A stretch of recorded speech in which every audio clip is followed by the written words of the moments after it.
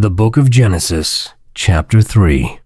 Now the serpent was more subtle than any beast of the field which the Lord God had made. And he said unto the woman, Yea, hath God said, Ye shall not eat of every tree of the garden? And the woman said unto the serpent, We may eat of the fruit of the trees of the garden. But of the fruit of the tree which is in the midst of the garden, God hath said, Ye shall not eat of it, neither shall ye touch it, lest ye die. And the serpent said unto the woman, Ye shall not surely die. For God doth know that in the day ye eat thereof, then your eyes shall be opened, and ye shall be as gods, knowing good and evil. And when the woman saw that the tree was good for food, and that it was pleasant to the eyes, and a tree to be desired to make one wise, she took of the fruit thereof, and did eat, and gave also unto her husband with her, and he did eat. And the eyes of them both were opened, and they knew that they were naked.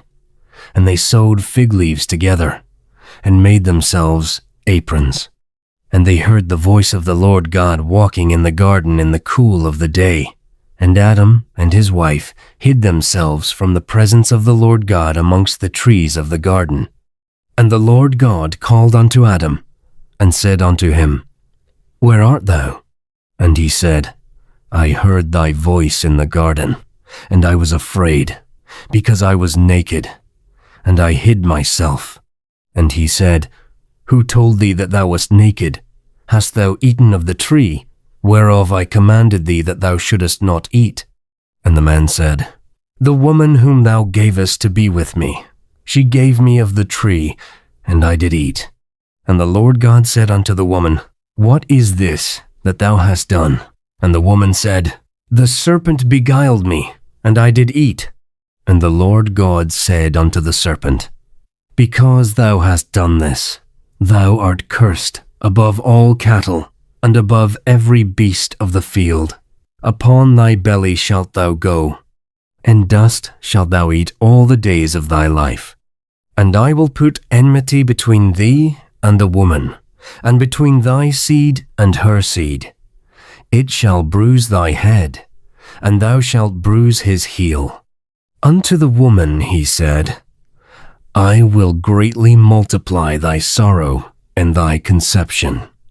In sorrow thou shalt bring forth children, and thy desire shall be to thy husband, and he shall rule over thee. And unto Adam he said, Because thou hast hearkened unto the voice of thy wife, and hast eaten of the tree, of which I commanded thee, saying, Thou shalt not eat of it. Cursed is the ground for thy sake. In sorrow shalt thou eat of it all the days of thy life. Thorns also and thistles shall it bring forth to thee, and thou shalt eat the herb of the field. In the sweat of thy face shalt thou eat bread, till thou return unto the ground, for out of it wast thou taken. For dust thou art, and unto dust shalt thou return. And Adam called his wife's name Eve, because she was the mother of all living. Unto Adam also, and to his wife, did the Lord God make coats of skins, and clothe them. And the Lord God said, Behold, the man is become as one of us, to know good and evil. And now, lest he put forth his hand, and take also of the tree of life, and eat, and live forever. Therefore the Lord God sent him forth from the Garden of Eden, to till the ground from whence he was taken. So he drove out the man. And he placed at the east of the Garden of Eden cherubims, and a flaming sword which turned every way, to keep the way of the tree of life.